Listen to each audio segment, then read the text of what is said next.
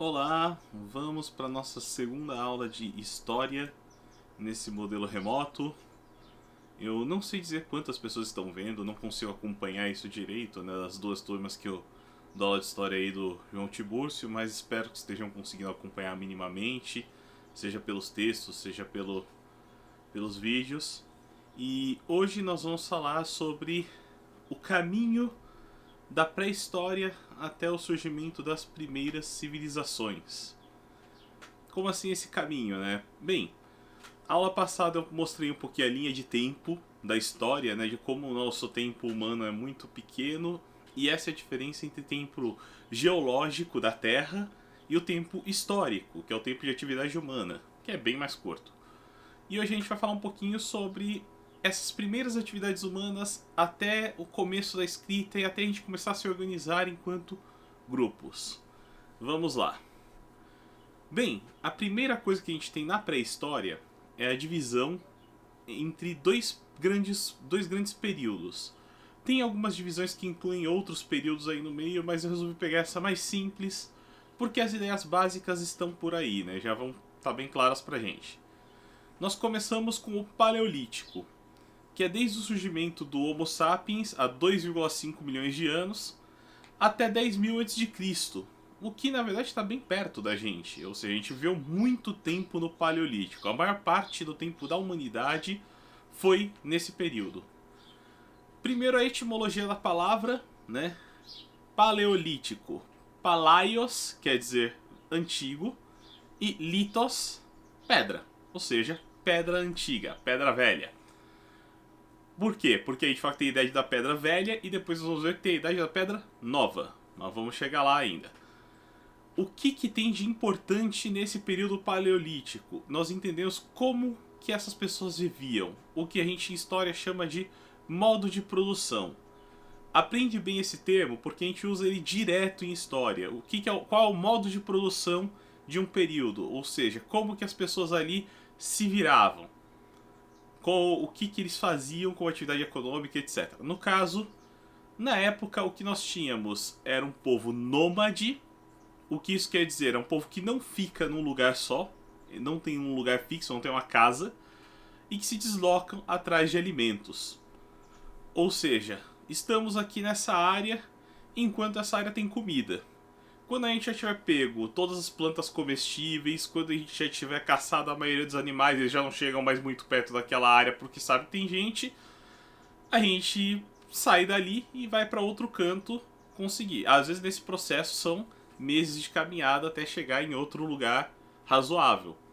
E vamos caçando o que está no meio. E somos então nessa época caçadores e coletores. Ou seja, nós vemos da caça e de pegar alimentos. Não tem uma produção. Nós não produzimos nada. Ou melhor, nós não produzimos o nosso alimento. O que nós temos de produção? Criação de instrumentos. A maior parte deles voltado exatamente à caça e à pesca. As coisas começam com o seixo partido. Você pega uma pedra, quebra, tum! É a primeira coisa que você tem. E aí, conforme você vai quebrando mais essa pedra, você começa a gerar pedras pontudas. E pedras pontudas são bem legais, afinal de contas você pega ela, bota na mão e você tem uma arma. É assim que a humanidade começa o negócio e por muito tempo os primeiros instrumentos são isso. Só lá na frente que a gente vai começar a usar instrumentos um pouco mais refinados, como por exemplo o arpão. Você pega um osso, faz várias denturas nele, e aí quando você acerta um peixe, por exemplo, com isso você puxa ele. E aí você tem as lanças de pesca, né? Ou seja, a gente começa a fazer esses artefatos em 30.000 a.C. Ou seja, a maior parte do tempo a gente não tinha isso, era só pedra lascada mesmo. Por isso, inclusive, por uso da pedra lascada, né? Pega a pedra, bate na outra, lasca, até você ter uma ponta, é que a gente chama o Paleolítico de Idade da Pedra Lascada. Porque todas as armas que nós encontramos são feitas assim. E a arma mais refinada que você tem, criada 15.000 a.C., já saindo do Paleolítico, é o arco e flecha. Ou seja, a gente demorou aí uns 2 milhões de anos até alguém ter a ideia de colocar uma lança num arco e arremessar a lança, né? Mas aí dá pra gente ter uma ideia de como a coisa funcionava. Outra coisa do Paleolítico é que ele já tinha um modelo de arte. Então você tem alguns exemplos de esculturas e alguns exemplos de desenhos. Vamos lá, escultura. Peguei como exemplo a Vênus de Willendorf. É claramente uma escultura de uma mulher, né? Com coxas largas, seios fartos, um pouco gorda. Por que isso, né? O que a gente entende dessa estátua?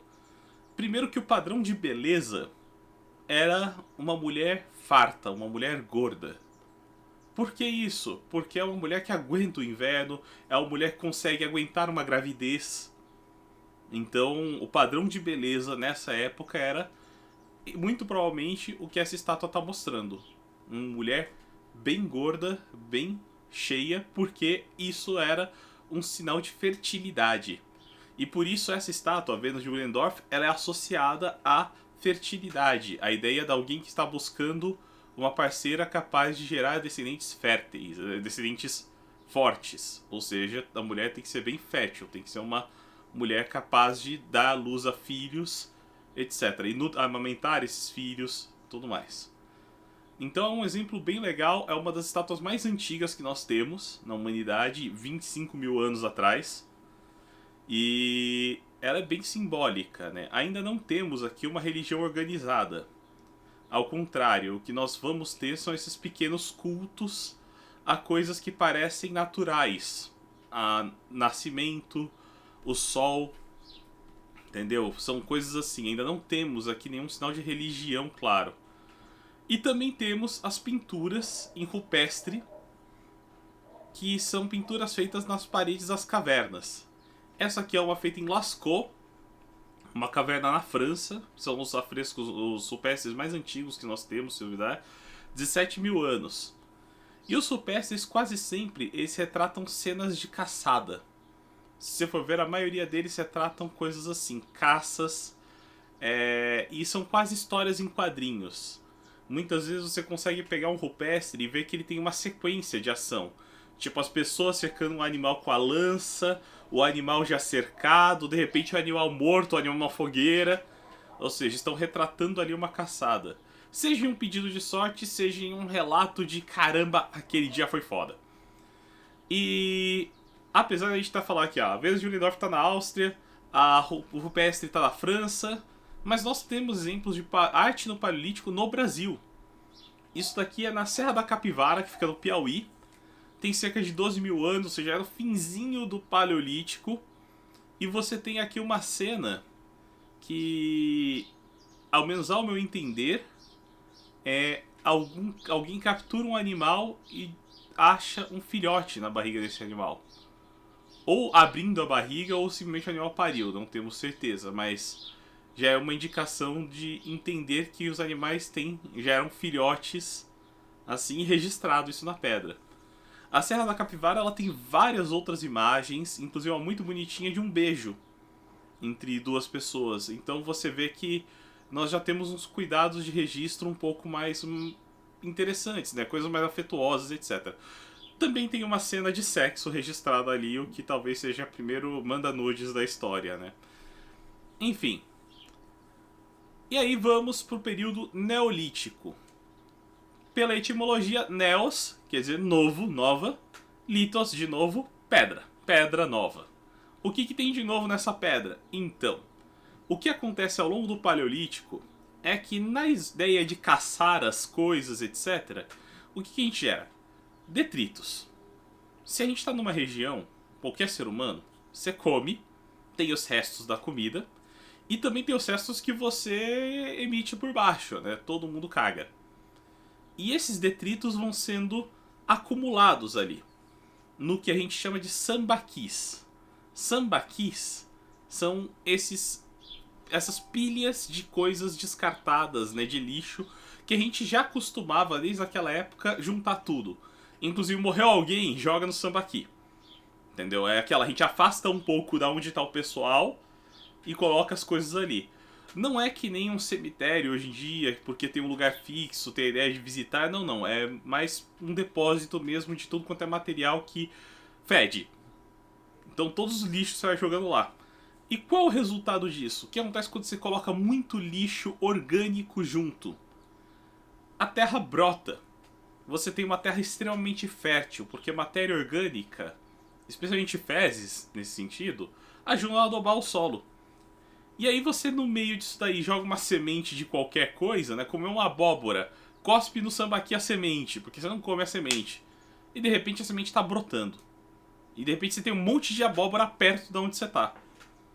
O que isso cria para o ser humano, ali em 10 mil a.C.? A agricultura. Lógico, isso não foi uma revolução instantânea onde as coisas mudaram. Foi um longo processo de em vários grupos as pessoas notando essa relação com a natureza e vendo a possibilidade de plantar a comida e não só depender do que está em volta. Ou seja, eu não estou mais dependendo de caçar animais, etc. Porque eu posso plantar a minha comida ali. Ah, ainda vou ter que caçar animal por causa da comida, né? Mas é só por um tempo. Por quê?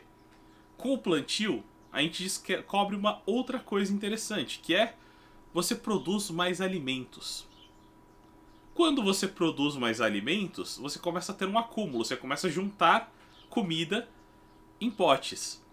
E aí você tem os grupos se sedentarizam, ou seja, a gente não precisa mais sair atrás de comida. Então a gente pode ficar numa região só. A gente pode construir as nossas casas.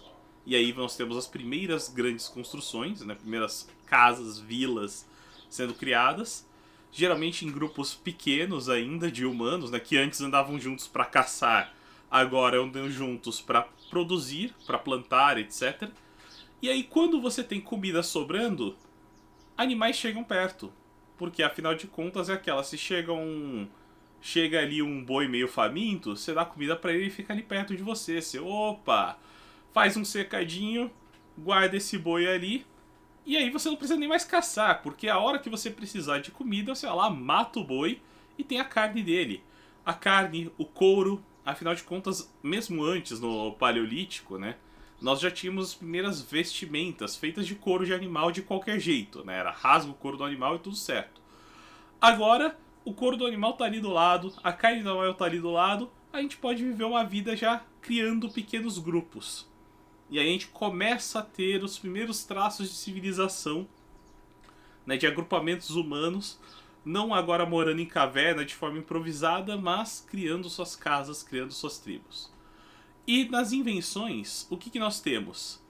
Primeiro nós temos a criação da cerâmica. Afinal de contas, se você tem um monte de alimentos, você tem que guardar eles.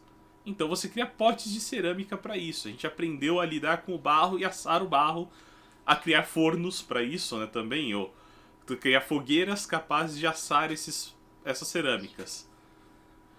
E também temos a criação de tecidos, tanto de fibras de animais quanto de fibras vegetais. A gente começa a ter a linha, né, e assim começar a poder fazer as roupas mesmo. A agulha também, geralmente feita de ossos de animais. As construções. E outra coisa que nós criamos são os barcos, ou seja, aí que nós começamos a poder navegar. Seja para atravessar algumas pequenas áreas inicialmente, seja para conseguir ir pescar, por exemplo, em uma distância maior da onde você estava. Então, nós começamos a nos locomover com mais velocidade, nós começamos a armazenar nossas comidas, começamos a produzir tanto em alimentos vegetais quanto criar animais para alimento posterior, começamos a ter estruturas básicas. A arte no Neolítico, por outro lado, ela é um pouco esquisita, vamos dizer assim.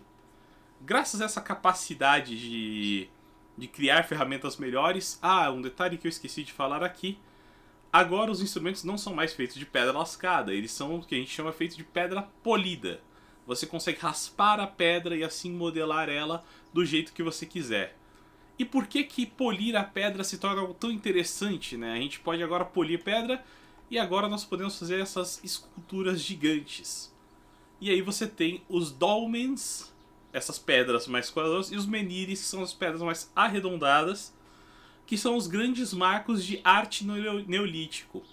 Quando você vê uma estrutura de pedras organizadas assim, isso aqui na imagem, por exemplo, é o Stonehenge, uma famosa formação de grandes pedras que está na Inglaterra. Nós não sabemos exatamente qual é a utilidade, né? Qual era o significado do Stonehenge, mas provavelmente ele tinha a ver com a ideia de ter um templo ou algo assim. Então, vários desses são feitos ao longo do mundo, né? Inclusive no Brasil nós temos também exemplos desse tipo de estrutura de pedras grandes. E isso é o que marca principalmente a arte do Neolítico. Ou seja, viu o desenho na parede de caverna, provavelmente... os desenhos da parede de caverna são do Paleolítico, lá atrás. A maioria deles feitos com pigmentos. Uma vez me perguntaram se faziam aquilo com sangue de animais. Eu acho improvável porque sangue de animal apodrece. E assim ele ia detonar o desenho. Se algum foi feito com sangue de animal, provavelmente não chegou até aqui. Os que chegam pra gente são feitos de algumas plantas pigmentadas, né? No caso do Brasil, por exemplo, provavelmente pau-brasil. Mas várias outras plantas têm pigmentos e que dá pra você usar pra pintar nas paredes. Já as pedras, quando você fala de pedras grandes, é a arte do Neolítico. Essa é a diferença. Bem, e aí nós começamos a ter as nossas primeiras civilizações grandes. Até agora, tudo que nós tínhamos eram pequenos grupos agindo em conjunto ali para ter uma produção. Inclusive no Neolítico você começa a ter uma divisão de tarefas da tribo, né? De alguns são caçadores, outros são coletores, alguns plantam, etc. Você começa a ter grupos agindo, cada um sua função. Ou seja, você começa a ter a noção de trabalho. E inclusive ter pessoas que ficam só responsáveis por fazer roupas, os artesãos estão surgindo. Agora com os barcos e tudo mais, você começa a ter também os comerciantes. Você começa a ter a galera que vive de comprar isso de tal lugar e trocar em tal lugar. Geralmente trocas ainda. Acho que nessa época nós não temos moedas sendo feitas. Então a maioria das trocas eram espécie, né? Por exemplo, eu pego tanto de um grão. Por exemplo, vamos lá, peguei trigo. Tem uns 3 sacos de trigo aqui. Aí eu vou lá e troco com um sujeito que produziu arroz. Agora eu troco, tenho um pouco de trigo, mas troquei um pouco de trigo com ele, e agora eu tenho arroz também. E assim eu vou ganhando coisas nessa história e vivendo como um mercador, carregando mercadorias por aí. E essa é uma nova classe que surge aqui. A Mesopotâmia, que é essa primeira região de grandes civilizações, quer dizer o quê? Mesopotâmia. Meso, meio, potâmia, potamos, rio. Entre rios, entre 2 rios. Que 2 rios? Tigre e Eufrates. Então se alguém perguntar o que é a Mesopotâmia, é essa região entre 2 rios. A Mesopotâmia é um povo? Não, não. Mesopotâmia é uma região. É essa área aqui onde hoje é o Iraque, na sua maior parte. Iraque, Síria, um pedacinho do Irã e o Kuwait aqui no ponto, entre o Mar Mediterrâneo e o Golfo Pérsico. Ou seja, aquela região ali que a gente chama hoje de Oriente Médio. Então, nesse Oriente Médio, que a gente deve ter visto muito nos últimos anos por causa das guerras que ocorrem lá, né? Temos muitos quebra-paus que rolaram por lá, especialmente desde a queda do World Trade Center nos Estados Unidos em 2001. Desde então essa região é frequentemente bombardeada pelos Estados Unidos, né? Já invadiram o Iraque atrás de petróleo, falaram que estavam atrás de armas de destruição em massa, mas na verdade eles queriam uma rota de petróleo. Até hoje eles estão por essa região por causa disso, porque é uma região rica em petróleo. É esse o interesse deles, qualquer outra coisa aí é conversa de político. E nessa região vários povos ocuparam. Por que vários povos ocuparam essa região? Bem, vamos lá. Agora nós criamos as nossas cidades. Nós podemos ter construções. O que nós precisamos para ter uma agricultura boa? De água. Água é o principal, sem isso você não consegue plantar nada, você não cria animais, etc. Por isso essa região entre 2 rios de fluxo contínuo, né? Ou seja, que sempre tem água ali e que tem seus períodos de cheio e desvazio, que o que acontece? Quando o rio enche, as bordas dele são fertilizadas, porque tem um monte de folhas, restos de coisas que ficam ali na borda. Quando ele esvazia, esses restos ficam ali na margem, decompõem, e você tem um solo bom para plantar. Então, acompanhando essas enchentes do rio, fica fácil você ter uma agricultura bem produtiva. Mesmo uma região que, fora isso, é bem seca. É a região do Oriente Médio, é uma região bem seca. Só que esses rios mantinham a vida aqui fluindo muito bem. E por isso, vários povos disputaram terreno nessa região. Entre os sumérios, babilônios, assírios e caldeus. Mas vamos ver um pouquinho sobre alguns desses povos, né? Vamos ver só 2 deles, praticamente. E as informações principais deles, até para ela não ficar muito comprida. Primeiro nós temos os sumérios, de 4500 a.C. até 1900 a.C. Esse povo durou mais ou menos esse tempo. Que eles têm a principal invenção que separa a pré-história da história. Lembra que a gente falou, apesar de ser um critério ruim, ainda é um critério, né? Que é a invenção da escrita. No caso, a escrita deles era chamada de cuneiforme. Quer dizer que ela tem forma de cunha, gente. Cunha. Não confundam. Ela era feita com essa cunha, né? Que é um utensílio feito aí com... Geralmente esse daqui tá de metal, mas nem precisava, né? Você pega qualquer coisa de madeira mesmo que tenha esse formato triangular e já serve. Você pega um tablet, né? Um tablete de argila, ainda mole, e vai batendo essa cunha fazendo os traços. O idioma, o cuneiforme, ele tem 2 momentos aí, ele vai evoluindo, né? No sumério, ele ainda é pictográfico, ou seja, a maioria das palavras lembram desenhos. Se você olhar aqui, você vai ver que são desenhos em boa parte. Só que não só isso, eles também vão criando ao longo do tempo letras mesmo. Você começa a ter símbolos que significam letras, e aí você consegue ler esse negócio futuramente. Nesse primeiro momento ainda não. Ainda é bem pictográfico. Ainda é parecido com o que depois o Egito vai fazer com os hieroglifos. Esses são um pouco mais famosos, né, pra gente. São os desenhos egípcios que também têm significado, também são legíveis. Bem, a estrutura política dos sumérios, ali na Mesopotâmia, eram de cidades autônomas, ou seja, você tem grandes cidades com administrações próprias. E outras grandes invenções que eles fazem são os zigurates, que são essas estruturas aqui meio em cara de pirâmide, geralmente com uma escada central, escadas laterais, que ela serve tanto como templo, depósito de grãos e moradia dos governantes. É uma ideia plural, né? O zigurate era um centro de várias coisas. Mas é meio óbvio você pensar, olha gente, onde estão armazenados os grãos é a riqueza, né? Você não tinha riqueza em ouro, você tinha riqueza em grãos, em alimento. Por isso estava ali. Também era o templo religioso porque o governante também era um líder religioso na maior parte do tempo. Nesse período aqui. Cada uma dessas cidades daí agia por si, então não tinha, apesar de serem todas cidades dos sumérios, não tinha um rei acima de todos, que você tinha as maiores cidades, e portanto os governantes da cidade tinham mais prestígio, mas no geral elas eram bem independentes. Dura até 1900 a.C., onde outro povo começa a crescer ali no meio, que são os babilônios, né, que na verdade são os amoritas. É o povo amorita que funda a cidade de Babilônia. E a partir de certo momento, com o rei Hammurabi, eles criam o nome de Primeiro Império Babilônico e passam a expandir. Nesse processo é onde eles saem batendo em tudo quanto é coisa, inclusive nos sumérios, e assim a gente tem uma nova civilização dominando a região da Mesopotâmia. Esse primeiro Império Babilônico, o que ele tem de destaque pra gente que fez eu colocar ele aqui?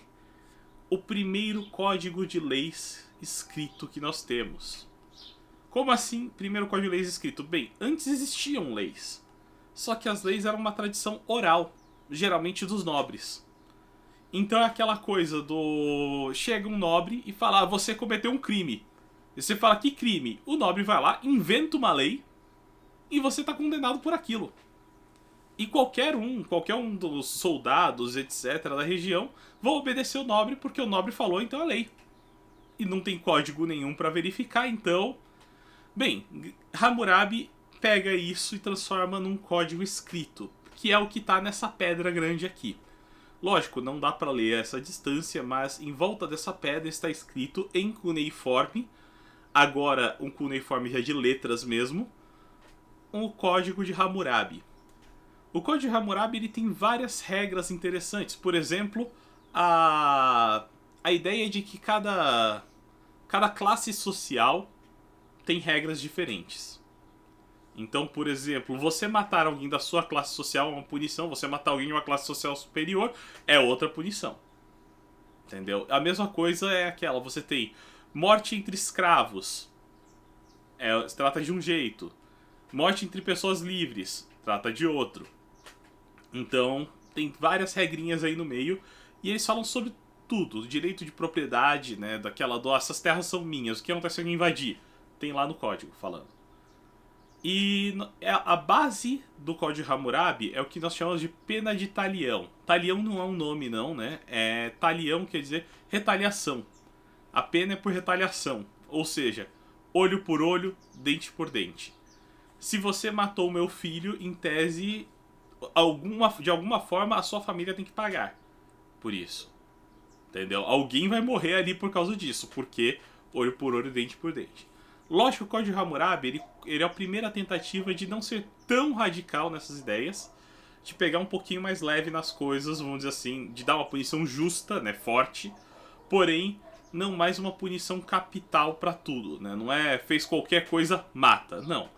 Fez qualquer coisa, corta a mão, tira um braço, entendeu? Parece um pouco cruel, mas considerando que a alternativa era simplesmente fez qualquer coisa, mata, melhoramos, eu acho. E os babilônios também conseguem compor, né, ao longo desses mais de 1000 anos que estiveram aí na ativa, a epopeia de Gilgamesh. Isso é um texto literário, uma das primeiras grandes obras literárias que nós temos, que tem um poema, várias histórias de um rei chamado Gilgamesh, que era um rei que sai em busca da vida eterna. Depois que ele vê ele começa por ser poderoso, por ser um rei e por ser hábil, ele não tem rivais no começo. E portanto, Ishtar, deusa da fertilidade, que é a deusa cultuada aqui, eles têm vários deuses, mas Ishtar é uma das principais divindades aí no meio. Ela cria a partir do barro Enkidu, que é um ser, uma pessoa extremamente também hábil, mas assim, rude. Nasceu do barro, não foi criado por ninguém, como se fosse um garoto lobo, e que Gilgamesh vê nessa pessoa um rival, porque Enkidu aprende tudo muito rápido. E assim se torna rápido uma pessoa com quem Gilgamesh consegue conversar, na verdade, né? Consegue ter rivalidade real. Ninguém era capaz de desafiar Gilgamesh até que aparece Enkidu. Só que Enkidu morre. E aí Gilgamesh passa desesperado, pensando, tem uma coisa que eu tenho que superar ele, a mortalidade. E vai atrás da imortalidade. É bem legal a história, nós temos algumas traduções em português, né? Epopeia de Gilgamesh, também conhecido como Aquele que o Abismo Viu. Bem, isso encerra a nossa aula por hoje, ficou um pouquinho grande, né? Mas nós falamos sobre Paleolítico, a ideia dos nômades, né? Viver por aí com essas coisas. Neolítico, a Revolução Agrícola, o sedentarismo, a gente ficar no mesmo lugar, criar as casas, a cerâmica para guardar os alimentos. Falamos sobre as primeiras civilizações na Mesopotâmia, essa região entre rios. Falamos sobre os sumérios, com a escrita cuneiforme e os zigurates, e os babilônios criando o Código de Hammurabi e a epopeia de Gilgamesh. Por hoje é só, foi bem cumprida a aula. Obrigado a quem parou para assistir. Até mais.